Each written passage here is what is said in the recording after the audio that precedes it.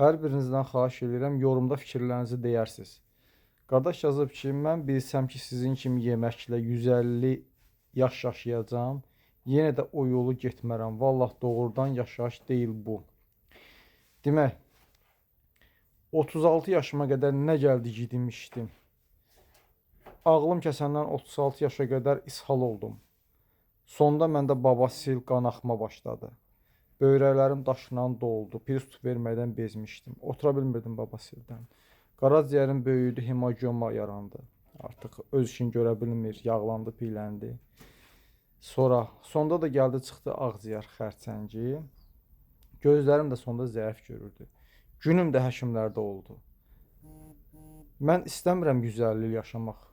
Kənan qardaş, vallah 150 il yox. 70 il, 60 il, indi Rəbbim nə ömür verib onu sağlam yaşamaq istəyirəm. Həmən o müddət qədər var, vaxt var.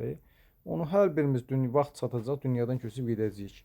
O vaxtı mən sağlam olmaq istəyirəm, həkimlərdə olmaq istəmirəm. İndi bu dəqiqə mən xoşbəxtəm.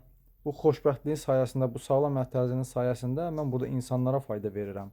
Onun sayəsində. Mən bu günlər xəstə olsaydım, özümə başım qarışacaq idi. Heç kəsdə məlumat verməyəcəkdim, bunlar baş verməyəcəkdi. Hər birinizə sağlamlıq arzu edirəm. Elə Kənan qardaşın özünə də uzun ömür, sağlam can arzu edirəm. Düşüncələriniz mənim üçün önəmlidir. Hər birinizdən xahiş edirəm, yorumda yazarsınız.